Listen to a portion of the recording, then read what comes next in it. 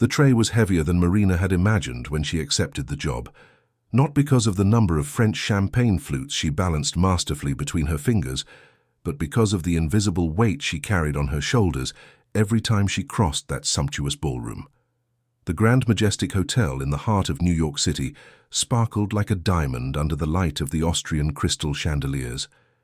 Every person present would likely spend in one night what she desperately needed to pay for 3 more months at the clinic where her mother was staying.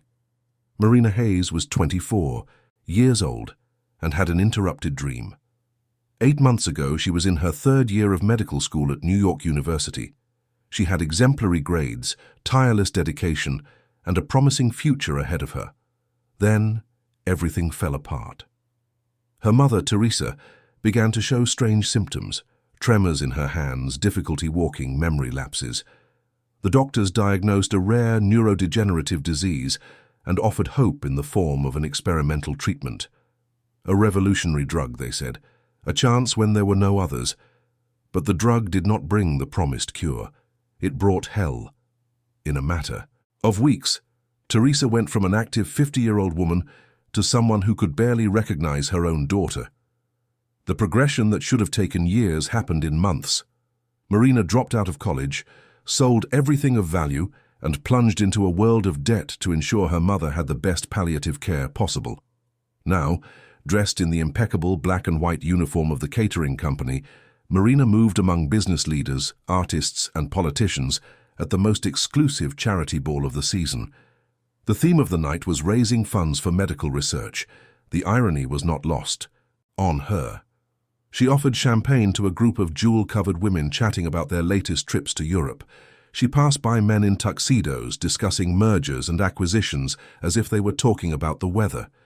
Marina kept her face neutral, her smile professional, her ears deaf to the frivolous conversations. She was there for one reason only. That night's pay would cover the next 15 days of care for Teresa. In the center of the ballroom, near the stage where an orchestra played Vivaldi, there was a small cluster of people.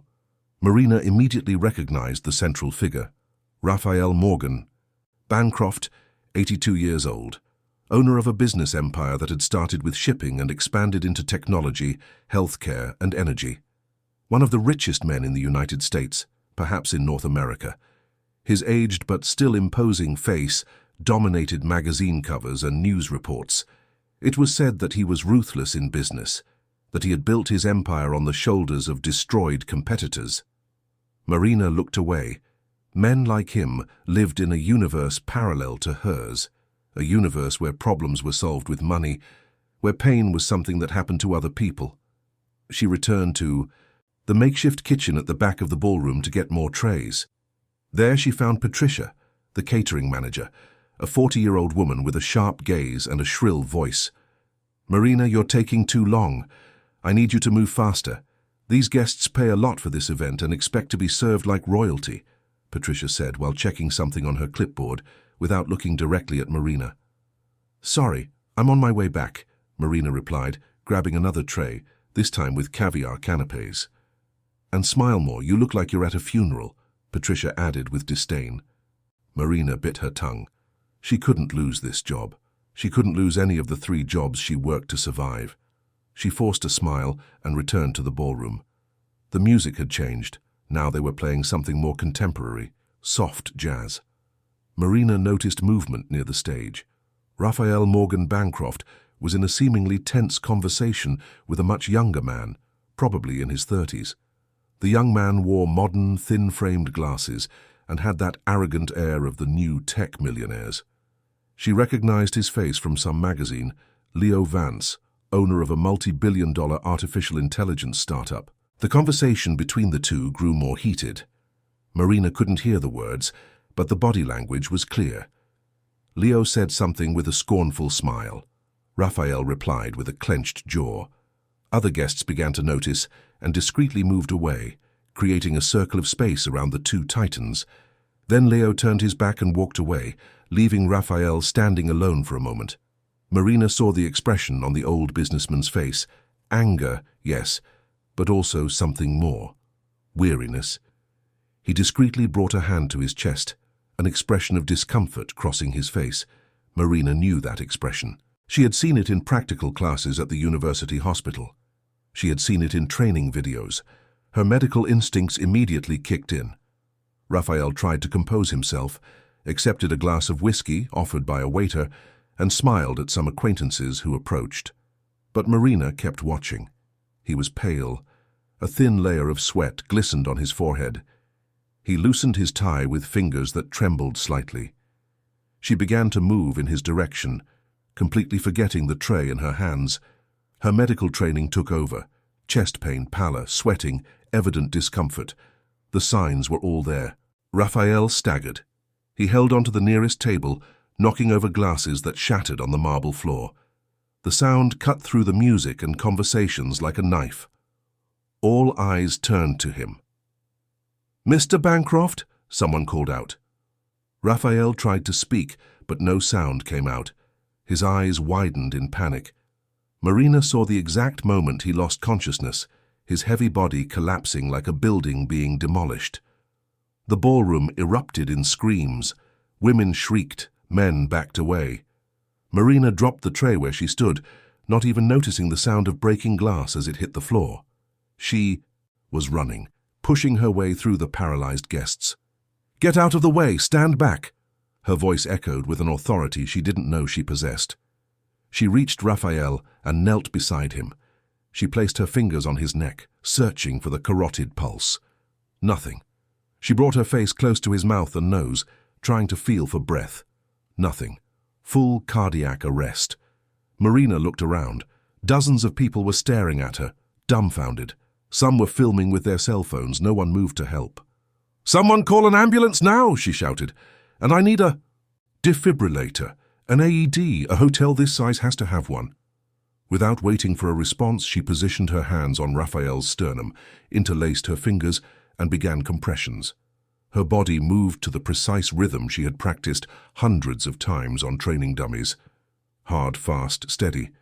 100 to 120 compressions per minute. She mentally sang the song the instructors taught to keep the right rhythm. "What are you doing? Get off him!" A hysterical voice. Marina didn't even look. 30 compressions.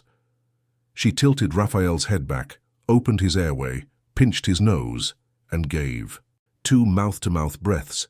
She immediately returned to the compressions. "She's assaulting Mr. Bancroft. Someone get that woman off him."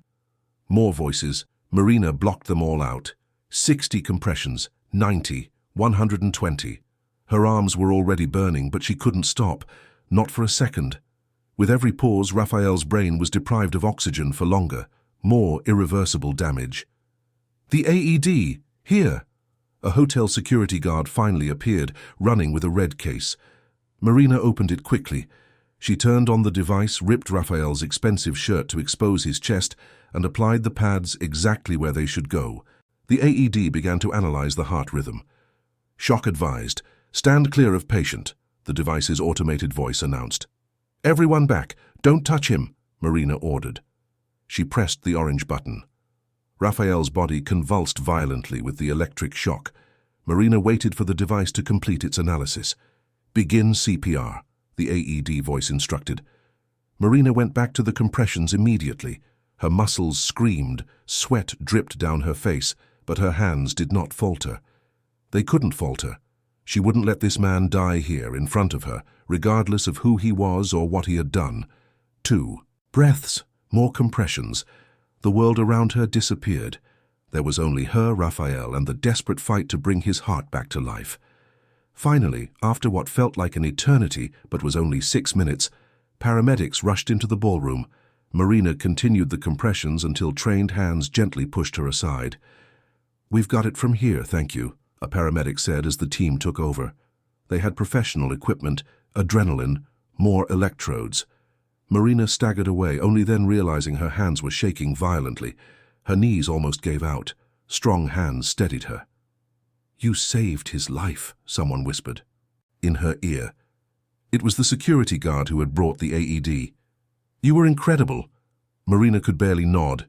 She watched the paramedics work, saw them re-establish a heart rhythm, saw Raphael being placed on a stretcher, and quickly wheeled out. Then Patricia was in front of her, her face red with fury. You're fired. How dare you attack a guest? You ruined his suit. You caused a horrible scene. Get out of here immediately before I call the police." The words hit Marina like punches.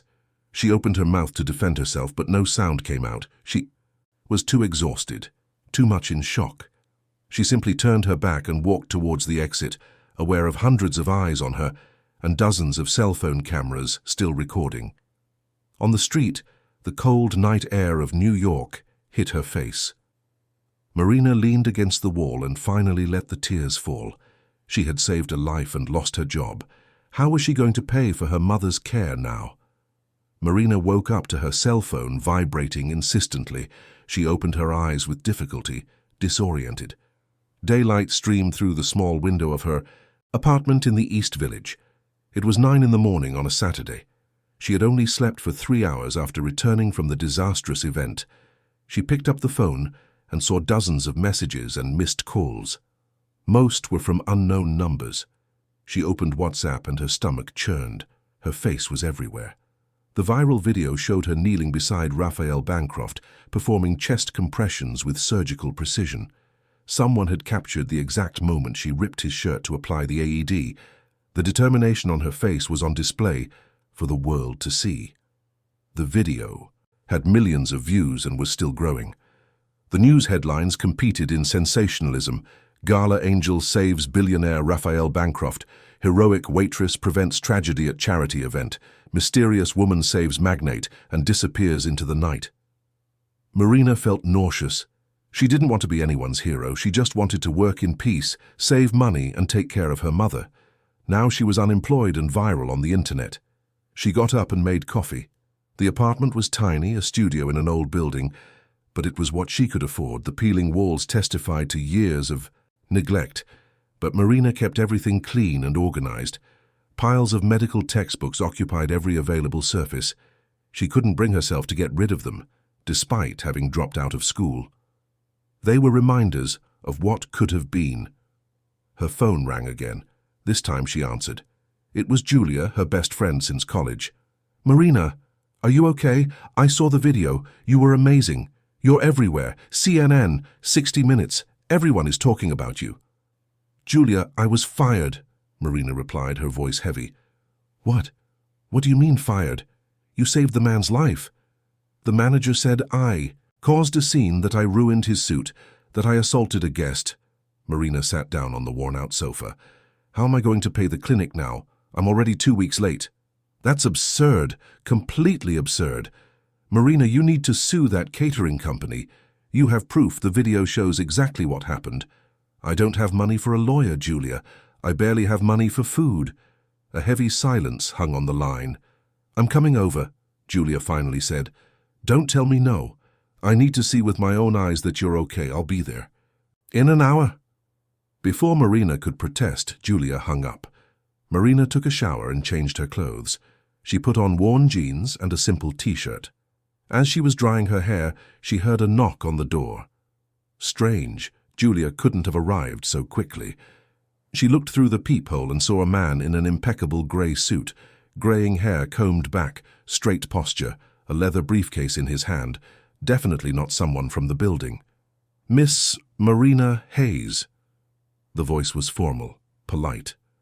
Marina opened the door just a crack, keeping the security chain on. "Who are you?" "My name is Dr. Henry Taylor. I'm Mr. Raphael Morgan Bancroft's attorney. May I come in? I have an important matter to discuss with you." Marina's heart raced. "Is he going to sue me for ripping his shirt?" Dr. Taylor seemed genuinely surprised, then chuckled. "No, miss, quite the contrary. Mr. Bancroft is deeply grateful. The doctors said that if it weren't for your immediate intervention, he wouldn't have survived.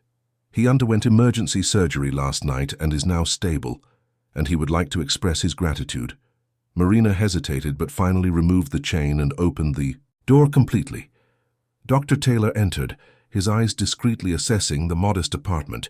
If he was surprised by the conditions, he didn't show it. "Please have a seat," Marina indicated the sofa. "Sorry about the mess." "It's perfectly fine," he replied politely, sitting down and opening his briefcase. "Miss Hayes, Mr. Bancroft asked me to come personally to thank you. He also instructed that we prepare something more tangible than words. Dr. Taylor took a thick envelope from his briefcase and placed it on the scratched coffee table. Inside this envelope is a check for $1 million. Marina felt the air leave her lungs. 1 million. It was such an absurd number it didn't seem real. In addition, Dr. Taylor continued, pulling out more documents, Mr. Bancroft has established a trust fund of another $600,000 in your name. The money will be deposited monthly to cover your educational expenses when you return to medical school, which we understand was interrupted by financial difficulties. Marina's hands were trembling. She picked up the envelope, opened it with unsure fingers and saw the check. The amount was really there, written out in words and numbers. $1 million. She could pay off all the clinic's debts. She could ensure her mother received the best care for as long as needed. She could go back to school. But then her eyes fell on the letterhead of the check. The company name, Bancroft Holdings, Inc. Something in her mind clicked. Bancroft Holdings. She knew that name. But from where? Dr. Taylor, does Mr. Bancroft have investments in biotech companies? The lawyer seemed surprised by the question. Yes, Bancroft Holdings is a diversified conglomerate. We have stakes in various sectors, including healthcare and biotechnology. Why? Marina stood up and went to a pile of papers on a shelf. Her fingers quickly sifted through the documents until she found what she was looking for. The informed consent form her mother had signed to enter the experimental program. There, in small print at the bottom, was the name of the company that developed the drug, Neurobio Solutions LLC, and just below it, even smaller, a subsidiary of Bancroft Holdings, Inc. Marina's world stopped. She looked at the check in her hands, then at Dr. Taylor, then back at the paper. Miss Hayes, is everything all right? Dr. Taylor stood up, concerned. Neurobio, Marina said, her voice coming out strange, distant. The company that made the experimental drug that destroyed my mother. It's a subsidiary of Bancroft Holdings. Dr. Taylor turned pale. I wasn't aware. My mother had a neurodegenerative disease, Marina continued, her voice gaining strength. Slow progression, years ahead of her, but she entered an experimental program for a drug from Neurobio, a drug that promised to slow or even reverse the disease. Do you know what happened? She didn't wait for an answer. The drug accelerated everything. In weeks, my mother went from a functional woman to someone who can barely recognize me. She's in palliative care now, Dr. Taylor, slowly wasting away because she trusted a drug that the man whose life I saved helped create. Marina tore the check in half, then into quarters. She kept tearing until they were just expensive confetti in her hands. Tell Mr. Bancroft he can keep his money. Tell him that every dollar is stained with the suffering of people like my mother. Tell him I'd rather work myself to the bone than accept a single cent from him. Dr. Taylor watched in horror as the pieces of the check fell to the floor. Miss Hayes, please understand. Mr. Bancroft was not directly involved in the development. I don't care. Marina opened the door. Get out, now. Dr. Taylor hesitated, picked up his briefcase, and walked slowly to the door. He paused in the doorway. Mr. Bancroft will be devastated to hear this. He truly wanted to help. Then he should have made sure his drugs actually worked before destroying families, Marina said coldly. Now get out of my house. As soon as the door closed, Marina collapsed to the floor, hugging her knees. The tears finally came, years of pain and frustration, pouring out all at once. That's how Julia found her 20 minutes later, surrounded by the pieces of the $1 million check, crying as if her heart would break. In the following days, Marina refused to leave her apartment. Reporters camped outside her building wanting interviews. She ignored them all. The story of the Gala angel who refused a fortune spread even faster than the original video. Then the offers started coming. First was Leo Vance, the young tech entrepreneur who had argued with Raphael at the ball. He sent a representative offering Marina a job at his company with a generous salary. Mr. Vance admires people with principles, the representative said. Marina refused, feeling she was being used as a pawn in some corporate game she didn't understand. Next came Theo Morgan Bancroft, Raphael's nephew. A 35-year-old man. handsome in a calculated way, always smiling for the cameras. He showed up at Marina's door himself with flowers and a proposal. He wanted her to become the spokesperson for a new corporate social responsibility campaign for the family company. "Show the world the Bancroft family cares," he said with that practiced smile. Marina slammed the door in his face. She realized they all wanted to use her.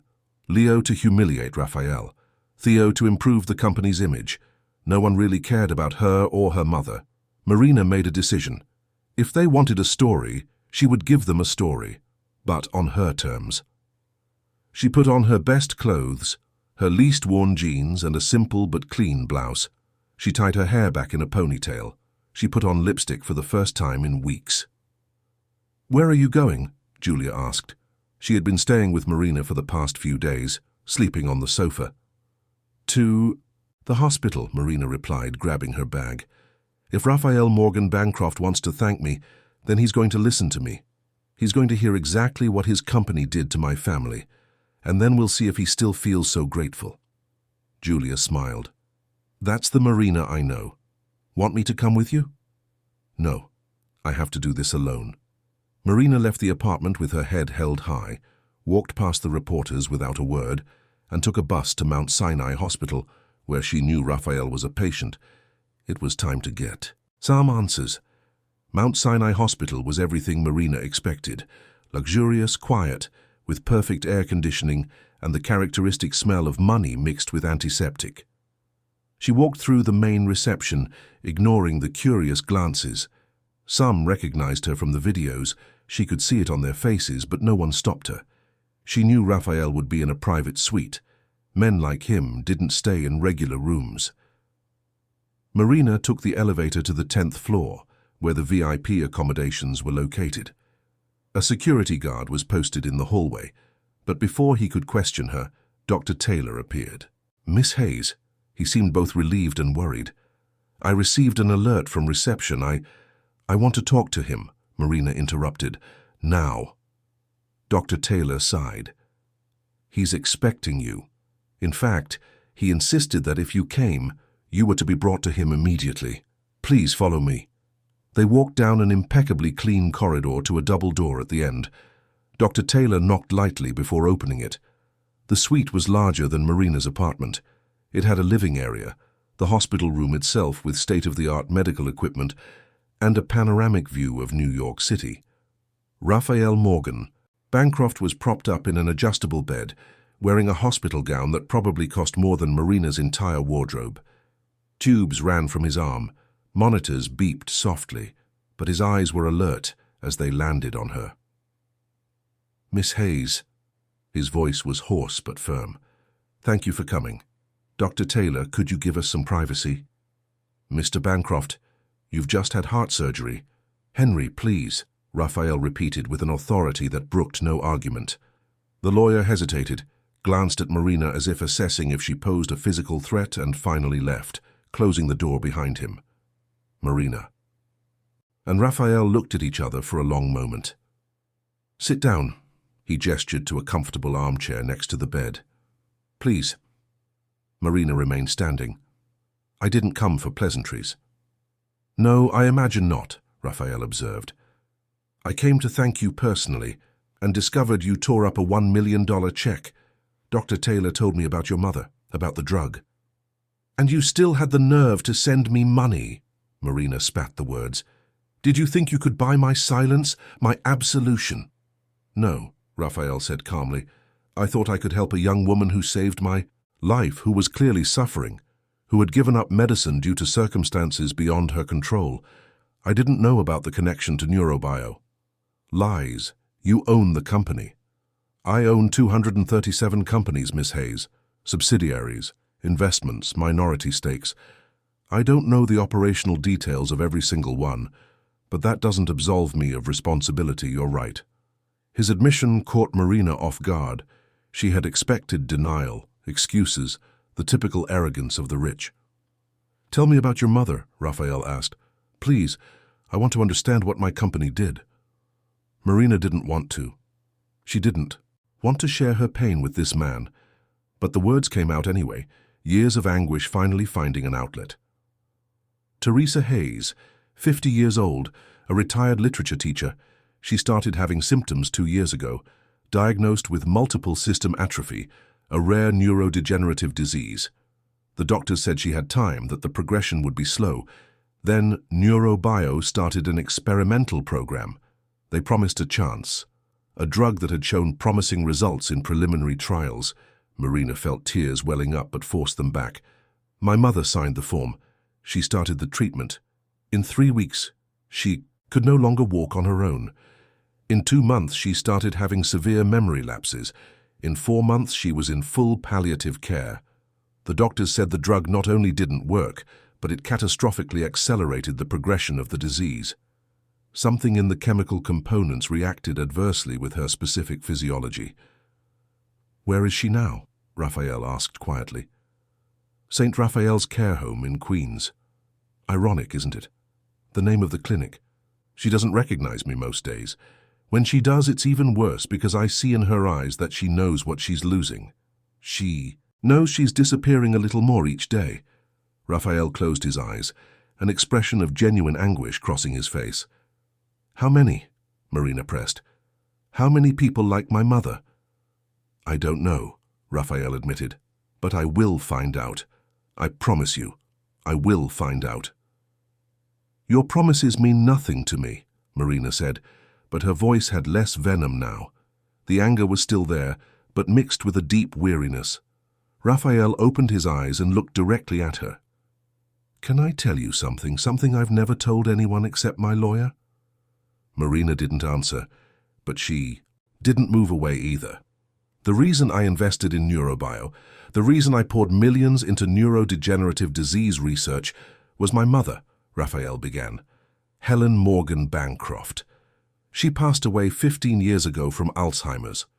I watched a brilliant, strong woman who raised my brother and me alone after my father abandoned us, slowly fade away. In the last few months, she didn't know who I was. She looked at me with fear, as if I were a stranger invading her home." He paused, the old pain evident on his aged face. "I swore I would use every dollar I ever earned so that other families wouldn't go through what I went through. And here I am, discovering that I caused exactly that the company I funded to heal has harmed, that the woman who saved my life is suffering because of me." Marina felt something shift inside her. Not forgiveness, not yet, but maybe understanding. They were two sides of a tragedy neither of them had planned. "What was her name?" Raphael asked suddenly. "Your mother, before she was married. What was her maiden name?" The question was so unexpected that Marina blinked in confusion. "Hayes. Teresa Hayes. Why?"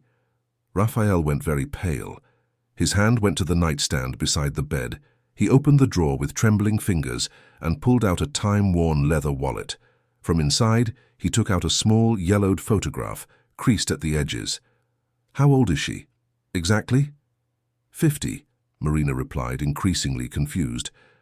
"Why are you asking this?" Raphael looked at the photo for a long moment before holding it out to Marina. "Is this her?" Marina took the photo. It showed a young man, maybe 25, dark hair, a wide smile. He had his arm around a woman of the same age, beautiful, with long dark hair blowing in the wind. They were on a pier by the sea, the sun setting behind them. The happiness on their faces was palpable, frozen in time. Marina looked closer at the woman. The shape of her face, her nose, the way she smiled. Her heart began to race. "Mom!" she whispered in disbelief.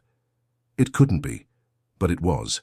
It was her mother, decades younger, unrecognizable in her youth and happiness, but definitely her. And the man? Marina looked at Raphael, then at the photo, then back at Raphael. "Is that you?" I was 23, Raphael said, his voice breaking. She was 21. We met in the Hamptons on a summer weekend. I was running away from my father, from expectations, from the weight of the family name. She was there with friends, celebrating her graduation with a literature degree. Marina slowly sat down in the armchair, still holding the photo. Her world was turning upside down. "We had one summer," Raphael continued. 3 magical months. I was in love as I had never been before or since. We talked about running away together, starting from scratch. I would leave the family business. It would just be Raphael and Teresa against the world. What happened? Marina could barely breathe. My father found out. Augustus Morgan Bancroft, a man who believed that money and power were the only gods worthy of worship. He found our relationship unacceptable. Teresa came from a simple, hard-working, honest family, exactly the kind of woman he believed was beneath us. Raphael ran a hand over his face, as if he could still feel the weight of that time. He sent me abroad abruptly, to close a deal that couldn't wait, according to him. When I came back 3 weeks later, there was a letter from Teresa waiting for me. It said she had thought things over, that our worlds were too different, that I deserved someone on my level. It told me to forget her and move on. "And you believed it?" Marina asked, already knowing the answer from his tone. Every word.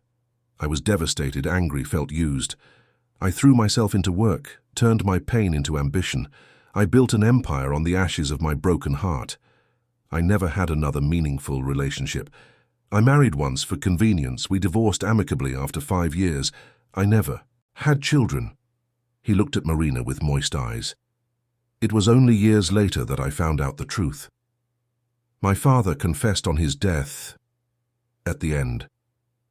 The letter was a forgery. He paid someone to imitate Teresa's handwriting and gave it to me. The real Teresa tried to contact me for months, but he intercepted everything. When I finally managed to track her down, she had disappeared, moved from the Hamptons, leaving no trace. I searched for years, but it was as if she had erased herself. Marina felt sick. Why would she run away? Raphael looked her in the eye. "How old are you, Marina?" 24, she answered automatically. Then the math clicked. 24 years ago, 9 months after that summer. "Oh my God," Marina whispered. Raphael picked up his phone with trembling hands. "Dr. Taylor, I need that file on Miss Hayes I had you prepare. All the documents, bring it now." Less than a minute later, Dr. Taylor entered with a thick folder. Raphael opened it feverishly until he found a birth certificate. Marina Hayes. Born on March 15th, daughter of Teresa Hayes. Father's field, not declared. Raphael dropped the document as if it burned. He looked at Marina with an expression of devastating discovery. "You're my daughter," he said, not as a question, but as an absolute certainty. "Teresa was pregnant when my father separated us. That's why she disappeared. She was protecting me. Protecting you." Marina couldn't process it. It couldn't be real. But the photo didn't lie. The dates didn't lie. The physical resemblance she had never noticed, but was now obvious, didn't lie. The billionaire whose life she had saved was her father, and his company had destroyed her mother. The irony was so cruel that Marina didn't know whether to laugh or cry. The silence in the hospital room was thick, heavy with 24 years of absence and impossible revelations. Marina held the photo with trembling fingers, looking alternately at the young image of her mother and at the aged man before her, who had just revealed himself to be her father. "I can't," Marina finally said, standing up abruptly. The armchair nearly toppled over with the movement. "This is too crazy. I have to go." "Marina, please." Raphael reached out his hand but didn't try to stop her. "I know it's a lot to process. Believe me, I'm as shocked as you are, but we need to talk about this. About Teresa, about you, about everything." "Talk?" Marina laughed, a humorless sound. "What is there to talk about? You abandoned my mother. Your company destroyed her health. And now we find out we're father and daughter in a soap opera-worthy twist. What else could happen?" As if the universe had been waiting for its cue, Dr. Taylor's cell phone began to ring insistently. The lawyer, who had been standing discreetly near the door, answered quickly. "Yes, what, when?" His expression changed from neutral to alarmed. "I understand. We're on our way." He hung up and looked at Raphael with urgency. "Mr. Bancroft, we have a situation. An extraordinary board meeting has just been called. Theo is making a move." "A move?" Raphael frowned. "What kind of move?" "He's filed a motion of no confidence in your leadership. He's claiming your health is too compromised to continue as CEO. He's demanding an immediate vote for your replacement." Raphael turned livid. "That bastard! How much time do I have?" "The meeting is in 2 hours at the main office." "Impossible," Marina intervened. "He just got out of heart surgery. He's hooked up to monitors. He can't just leave the hospital." "I can and I will." Raphael was already trying to get up, disconnecting the monitors. Alarms began to sound. "You're going to have another heart attack." Marina rushed to him, placing her hands on his shoulders. "Look at me. Breathe. You can't go anywhere in this state." "I worked 40 years to build that company." Raphael breathed heavily. "I won't let my arrogant nephew destroy everything because I'm temporarily weakened." A nurse ran in, alerted by the alarms. "Mr. Bancroft, you need to get back in bed immediately." Dr. Taylor was already on the phone again.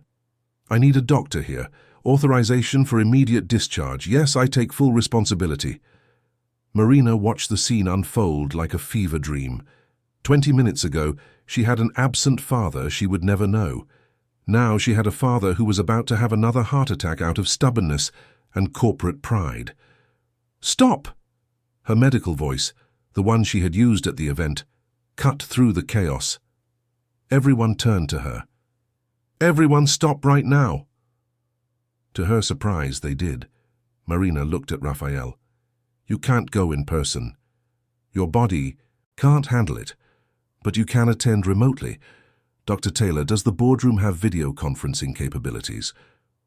"Yes, but..." "Then set it up.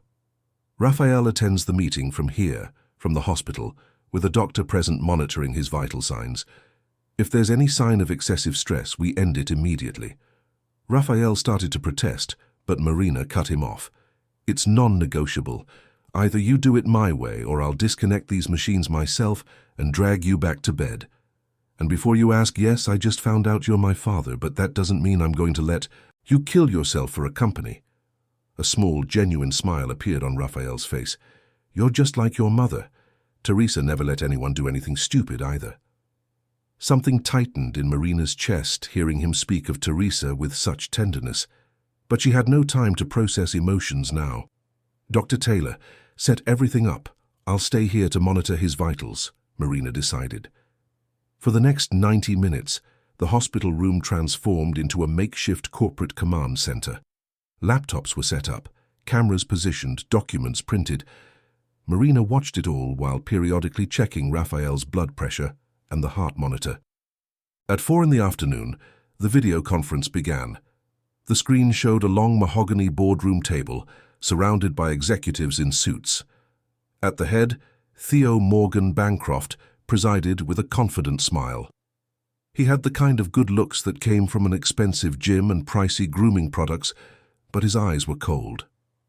"Uncle Raphael," Theo said with false concern when Raphael appeared on the screen. "What a surprise to see you. We were hoping you'd be resting, recovering from your incident." "My incident was a cardiac arrest, Theo. You can say the word," Raphael replied dryly. "And I am perfectly capable of participating in this meeting. Dr. Taylor, proceed with the agenda." Dr. Taylor, visible on screen next to Raphael, opened a folder. "Mr. Theo Bancroft has filed a motion of no confidence in the current CEO's leadership, citing incapacity for medical reasons. The motion requires a 2/3 vote of the board for approval." "Gentlemen of the board," Theo stood up, performing for the room. "We all admire and respect my uncle, but we need to be realistic. He is 82 years old and just suffered a massive heart attack. The doctors said it was severe, enough to cause permanent damage. Can we really trust the reins of a multi-billion-dollar conglomerate to someone in his condition?" Marina saw Raphael's jaw tighten. His heart monitor sped up slightly. "Breathe," she whispered, out of the microphone's range. "Don't let him provoke you." Raphael gave an almost imperceptible nod. "Furthermore," Theo continued, "we have the issue of his judgment. My uncle was saved by a waitress at a public event, an embarrassing situation that generated memes on the internet. And now we find out he offered her millions of dollars, which she refused. Why? Because apparently our subsidiary Neurobio caused harm to her mother. Does this not demonstrate a gross failure of oversight? Concerned murmurs echoed through the boardroom. Marina felt anger burning in her chest. So this was how Theo was going to play it, using her and her mother as weapons. And there's more. Theo played his trump card. We have information that my uncle, in his compromised emotional state, has been making erratic financial moves, large transfers, changes in investments. He is clearly not in a condition to make sound corporate decisions. Raphael was about to respond, but Dr. Taylor gently interrupted him. May I speak? Sir? Raphael nodded. Gentlemen of the board, every transaction mentioned was discussed with me beforehand and is completely within legal and ethical parameters. As for the neurobio issue, Mr. Bancroft has already initiated a full audit of the subsidiary and is personally reviewing all experimental programs. This demonstrates responsibility, not a failure of judgment. An audit that should have been done years ago, Theo retorted. How many other families were harmed while my uncle was too busy building his empire to pay attention to the details? It was a low and effective blow. More murmurs, some board members shaking their heads in concern. Then another voice echoed through the boardroom, coming from a laptop next to Theo. I can answer that. Marina recognized the face immediately. Leo Vance appeared on the video conference, that same scornful smile he had when he argued with Raphael at the ball. Leo? Raphael seemed genuinely surprised. What are you doing in this meeting? Theo and I came to an agreement, Leo explained casually. I'm acquiring 20% of Bancroft Holdings' shares through a friendly takeover. In return, I support his motion to take over as CEO. It's better for everyone, Raphael. You can retire. With dignity, take care of your health, and the company is left in younger, more up-to-date hands. Marina saw the betrayal take shape. Theo and Leo had teamed up, the ambitious nephew and the arrogant rival, working together to take down Raphael when he was most vulnerable. You planned this, Raphael said slowly. The argument at the ball. It was theater. You were already working together. We didn't plan your heart attack, if that's what you're insinuating, Theo laughed. But when the opportunity arose, it would have been foolish not to take it. There's no sentiment in business, Uncle. You taught me that yourself. Raphael's heart monitor shot up. Marina placed a hand on his wrist. We need to end this. Your pressure is getting too high. No, Raphael said firmly. Not yet. He looked directly into the camera. Gentlemen of the board, I understand your concerns. My health has been compromised. I have made errors in oversight that have had tragic consequences, but I will not hand over my company to a corporate coup orchestrated by an unscrupulous nephew and an opportunist. Vote, Theo demanded. I want a vote now. Wait, another voice interrupted. An older woman on the board stood up. Dr. Beatrice Moore, Marina recognized, one of the founding board members respected throughout the industry. Before we vote, I'd like to ask Mr. Bancroft a question. Go ahead, Beatrice. The young woman who saved your life, Miss Hayes, where is she now? Raphael hesitated for only a second. She's here, with me, making sure I don't do anything stupid during this meeting. So she agreed to work for you after refusing the money. It's complicated. May I speak with her? Marina froze. Raphael looked at her questioningly. She didn't want to be part of this. She didn't want to be used as a piece in a corporate game. But looking at Raphael, at her newfound father fighting against predators who wanted to destroy his life's work, she nodded. Raphael adjusted the camera. Marina appeared on the screen, still in her simple jeans and t-shirt, completely out of place in the corporate setting. Miss Hayes, Dr. Moore said gently, thank you for joining us. I have just one question. Why are you there? Marina took a deep breath.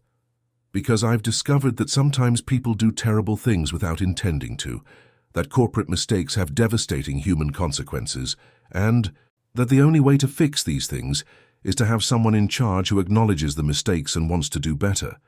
She looked directly into the camera. Raphael Morgan Bancroft made mistakes. His company hurt my family in irreparable ways. But he has acknowledged it. He is taking action to fix it. If you put Theo in charge, do you really think he'll care about the victims of neurobio? Or will he just bury the problem deeper to protect the stock value? Silence in the boardroom. And as for me, Marina continued, I'm here because I learned that judging a man by his worst moment isn't fair. Raphael was unconscious on a ballroom floor, surrounded by wealthy people who were filming instead of helping. I helped him not because he deserved it, but because it was the right thing to do. Now he's trying to do the right thing too. Maybe he deserves the same chance I gave him. Dr. Moore smiled. Thank you, Miss Hayes. That clarifies a great deal. She looked around the table. Gentlemen, I vote against the motion. Mr. Bancroft stays in charge. One by one, other hands went up. Votes against the motion. It wasn't unanimous, but it was enough. Theo didn't have the necessary 2/3. Theo's face turned red with anger. Leo disconnected his call without a word. This meeting is adjourned, Dr. Taylor announced with evident satisfaction in his voice. As soon as the cameras turned off, Raphael collapsed against the pillows, exhausted. Marina checked his monitors immediately. You're impossible, she muttered, adjusting his IV. But you survived. Somehow, you survived. Raphael took her hand. Thank you. For staying. For defending me. You didn't have to. Marina looked at their joined hands. Father and daughter, strangers and family at the same time. I know, she said softly, but you didn't have to acknowledge your mistakes either, so I guess we're even. A nurse came in to check on Raphael, but before he could speak, Marina's phone rang. It was the clinic where Teresa was staying. Marina answered, her heart already racing at the urgent tone of the voice on the other end. Miss Hayes, your mother has had a seizure. You need to come immediately. Marina ran through the hospital corridors as if the floor were on fire. Behind her, she heard hurried footsteps and Dr. Taylor's voice calling her name, but she didn't stop. Her mind was focused on one thing, getting to her mother. The taxi to St. Raphael's care home in Queens seemed to take an eternity, though it had only been 20 minutes. Marina jumped out of the car before it had even fully stopped, throwing cash through the open window. Marina! The head nurse, Lucy, met her at the reception. She's stable now, but it was scary. She had severe convulsions, lost consciousness. Dr. Pacheco is with her. Marina followed Lucy to the familiar room. Teresa was lying in the simple hospital bed, so different from the luxurious suite Raphael occupied. The monitors here were older, the paint on the walls was peeling, but the care was given with love. The clinic staff knew Teresa, they knew Marina. Dr. Pacheco, a 60-year-old man with completely white hair, turned as Marina entered. Marina, she's resting now. We've given her sedatives to control the seizures. What caused it? Marina approached the bed, taking her mother's cold hand. Progression of the disease. It's happening faster than we expected, Dr. Pacheco hesitated. Marina, we need to talk about end-of-life care, about what to do when... No, Marina cut him off. Not yet, I'm not ready. No one ever is, but Teresa deserves for us to make these decisions calmly, not in an emergency. Marina knew he was right, but to accept it meant admitting she was losing her mother, and she wasn't ready to do that. A soft movement. Marina looked down and saw Teresa's eyes slowly opening, confused, lost, but open. Mom, Marina whispered, I'm here. Teresa looked at her for a long moment. Marina braced herself for non-recognition, as happened most days now. But then Teresa smiled, faint but genuine. Marina, she said, her voice slurred from the medication. My girl. The tears Marina had held back all day finally fell. I'm here, Mom. Always here. You look different, Teresa observed, raising a hand to touch Marina's face. Something's happened. Marina didn't know if she should tell her. Teresa was so fragile, but looking at her, seeing that rare moment of lucidity, the words came out. Mum, I met someone from your past. Teresa's expression changed. Something between hope and fear crossed her face. Raphael? Marina's heart stopped. You remember him?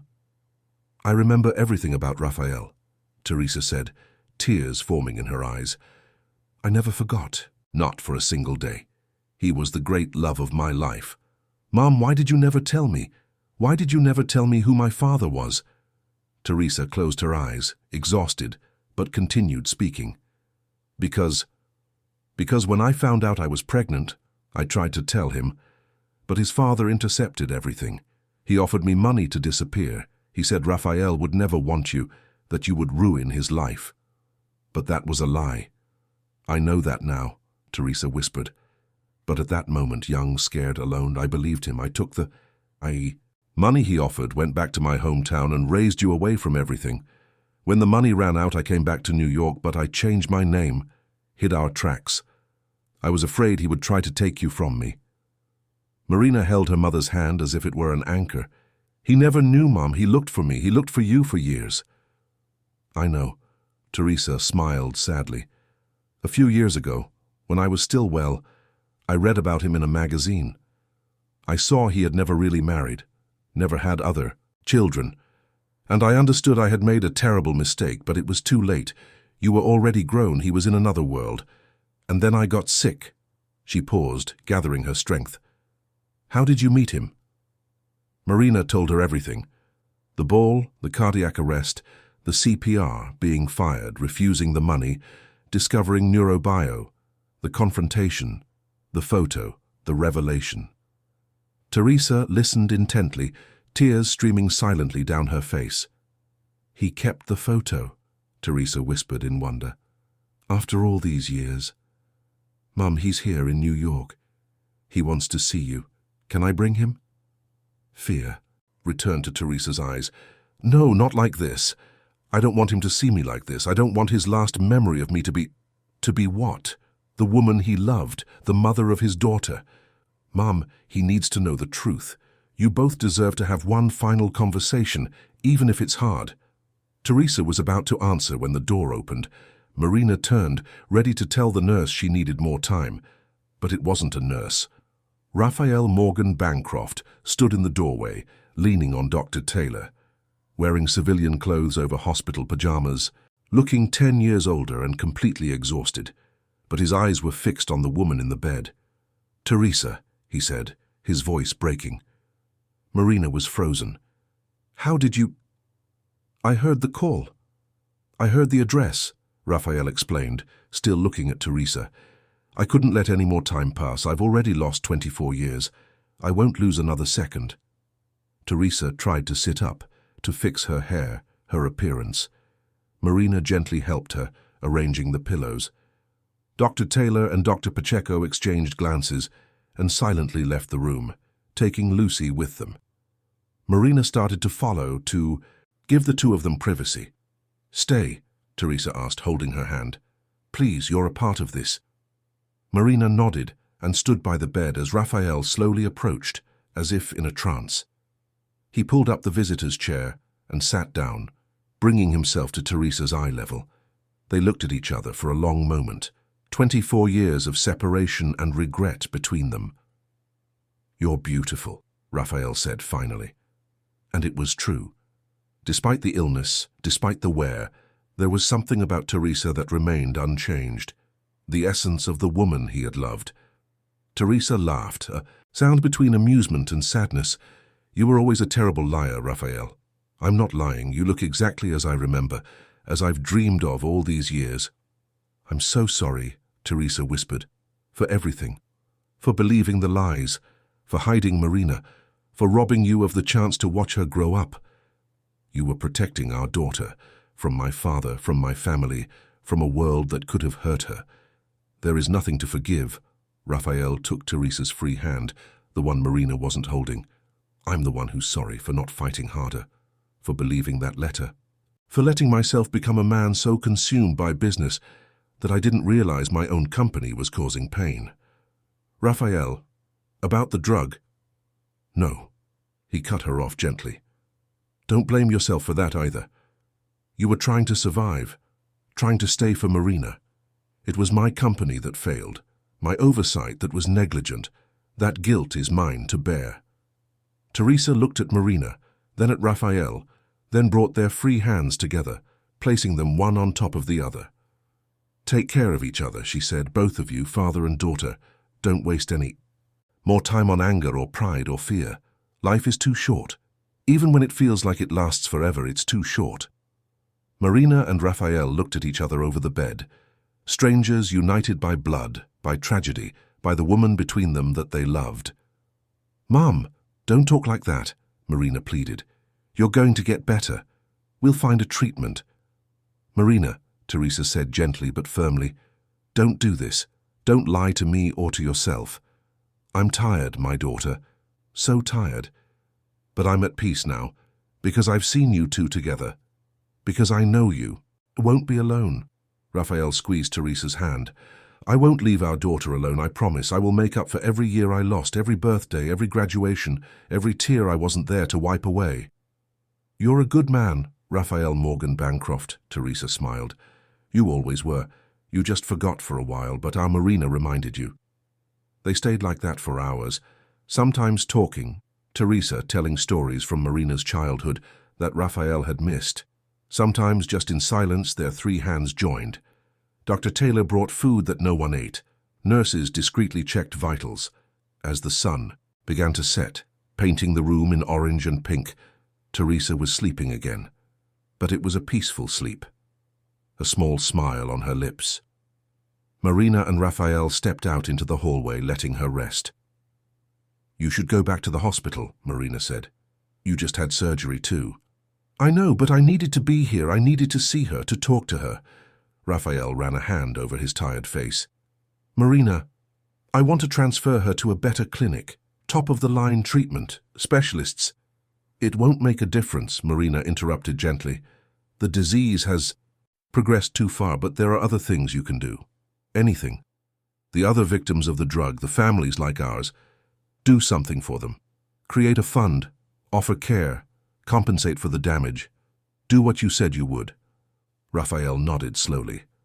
"I'll do more than that. I'll create a foundation, in Teresa's name, for all the victims of failed experimental treatments, to ensure no other family goes through what you went through." Before Marina could answer, her phone rang. It was Dr. Taylor who had gone to get the car. "Mr. Bancroft," his voice was tense, "you need to see this now."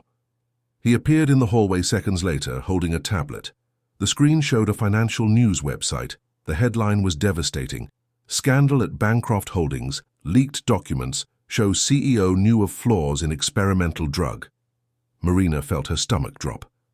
"What?" Dr. Taylor swiped the screen. There were emails, memos, reports, all apparently from Neurobio to Raphael, warning of potential problems with the drug before it was approved for human trials. "This is fake," Raphael said immediately.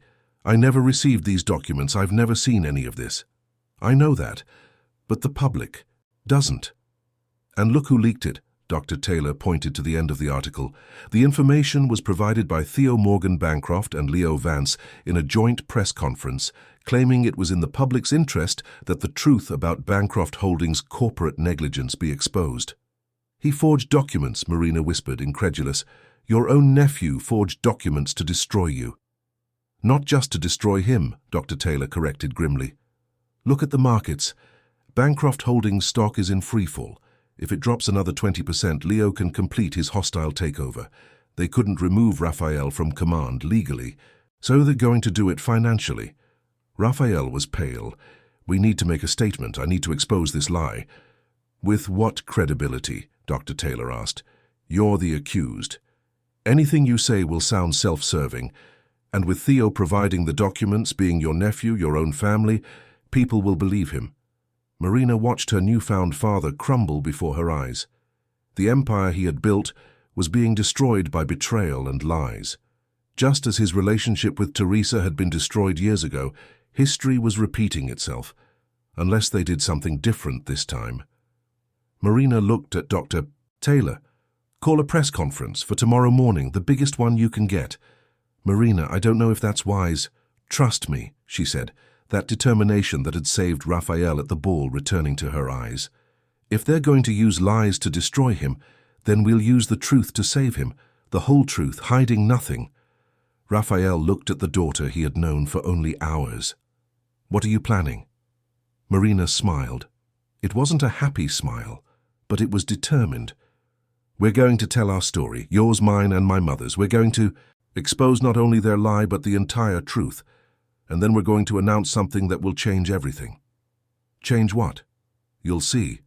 But first, I need you to trust me. Can you do that?" Raphael looked at this extraordinary young woman who was his daughter, who had saved his life without knowing who he was, who had defended him when she had every reason to hate him, who had turned his cynicism back into hope. "Yes," he said simply. "I trust you." Marina nodded. "Then let's show Theo and Leo they picked the wrong family to betray." The auditorium at the Javits Center was packed. Journalists, cameras, flashes, the constant murmur of speculation. Marina had never seen so much press gathered in one place. Dr. Taylor had done his job. Every major media outlet in the country was there. And not just them. International agencies had sent correspondents too. The news of the Bancroft Holdings scandal had spread like wildfire. The stock was still in freefall. Analysts predicted the collapse of one of the nation's largest conglomerates. Theo and Leo had been giving interviews all morning, presenting themselves as courageous whistleblowers, exposing corporate corruption. Marina was backstage wearing a simple suit that Julia had lent her. She looked nothing like the waitress from the viral video or the young woman in jeans who had appeared on the board's video conference. She looked professional, confident, even if she was terrified inside. Raphael was by her side, also in a suit, but she could see the exhaustion on his face. He shouldn't be there. He should be in a hospital, resting. But just like the day of the board vote, nothing could keep him away. "Are you ready?" he asked quietly.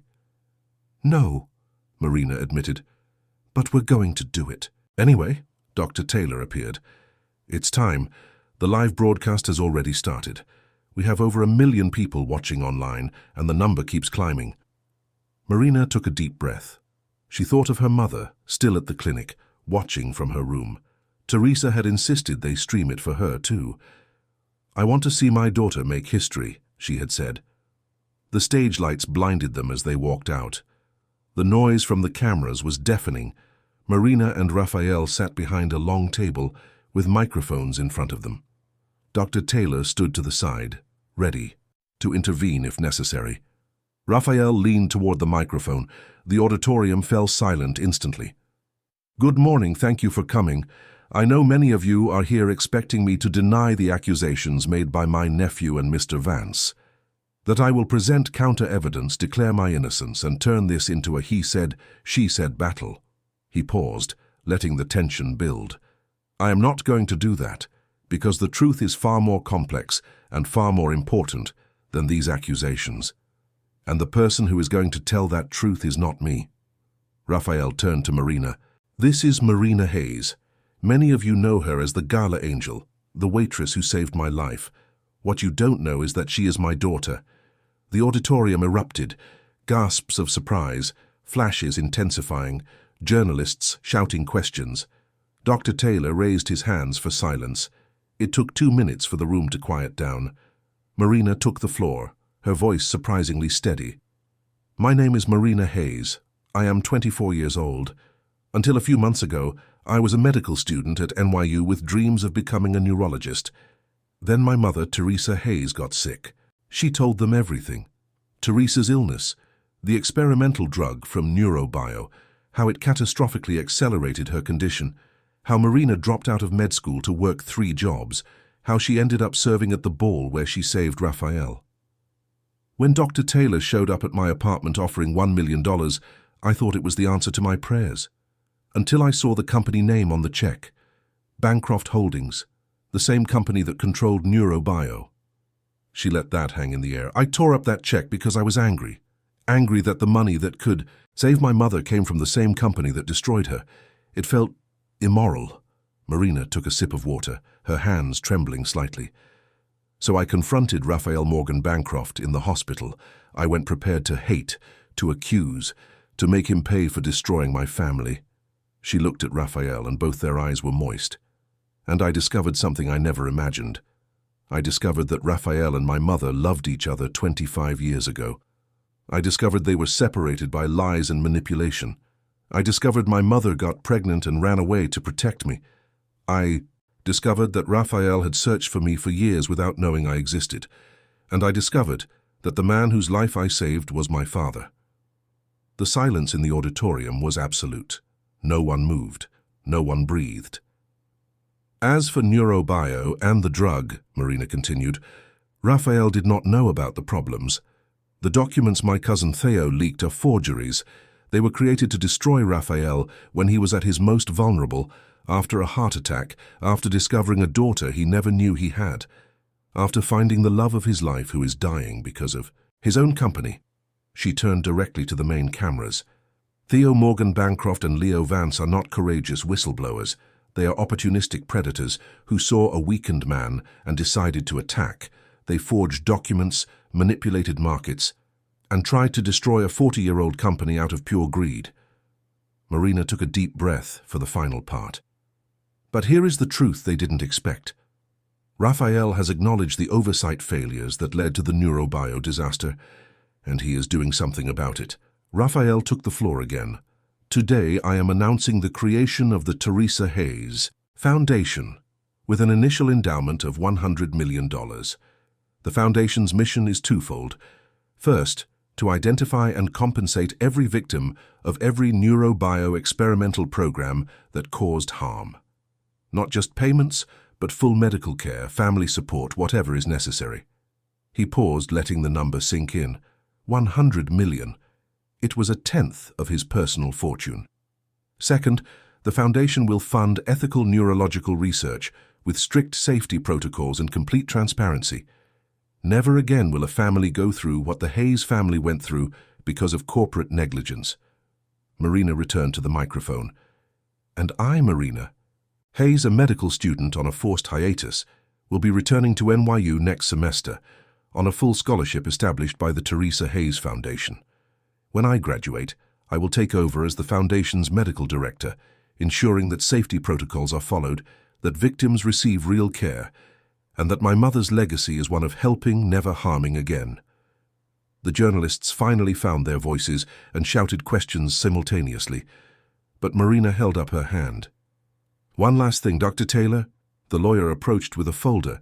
Raphael opened it and removed some documents.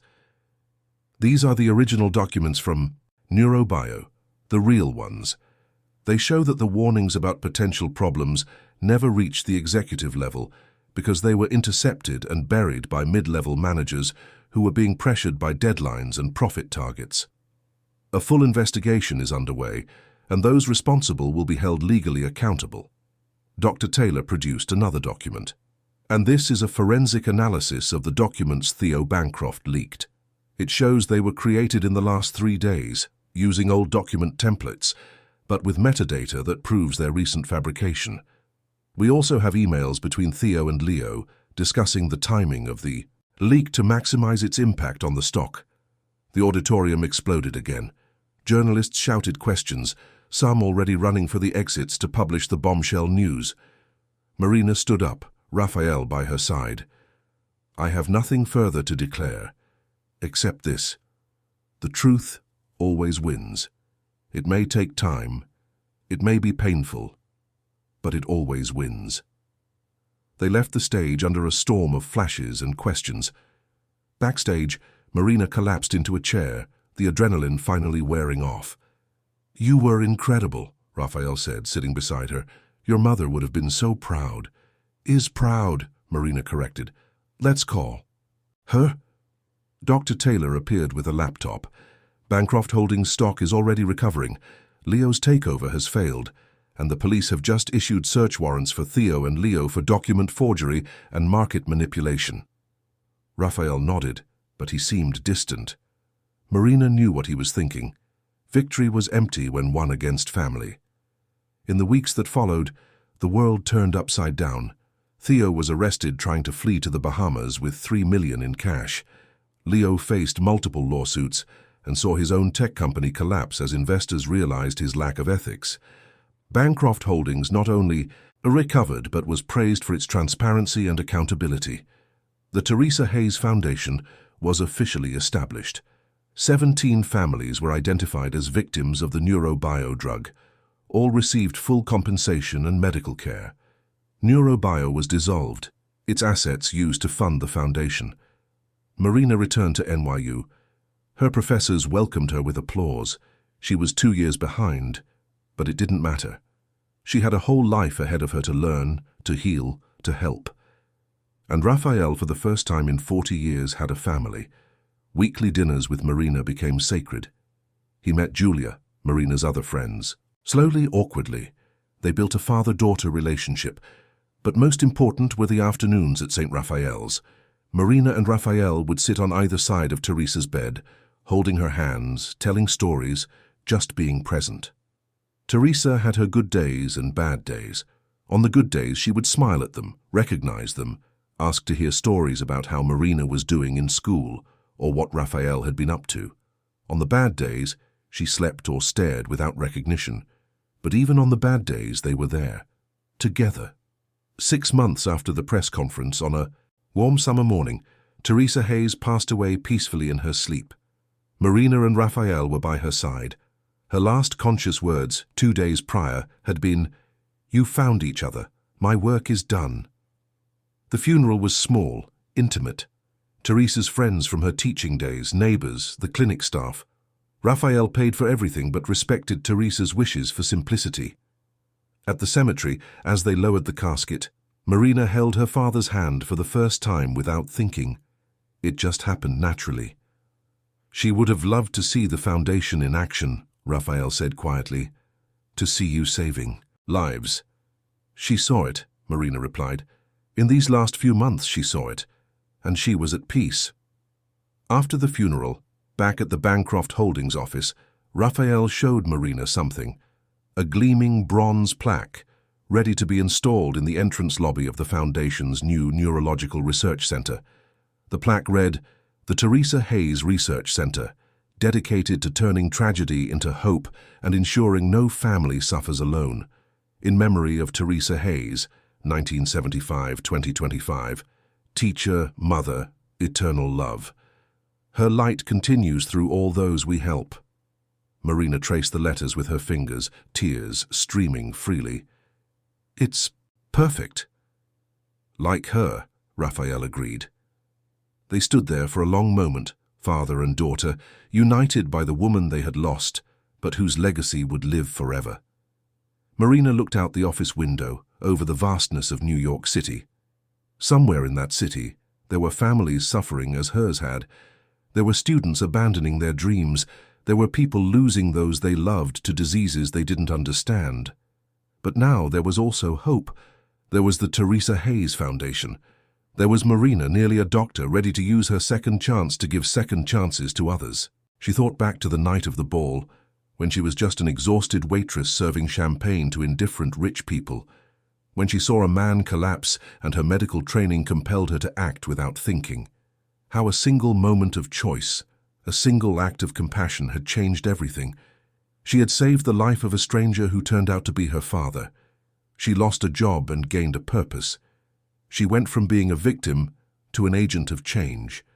And her mother, Teresa, who had suffered so much, who had loved so deeply, who had sacrificed everything for her daughter, finally had peace knowing her love for Raphael had not been in vain, that it had created something beautiful, even through the pain.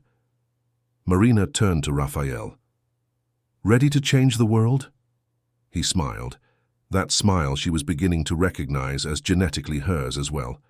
"With you, always." And together, father and daughter, they began the work of turning tragedy into hope, one life at a time.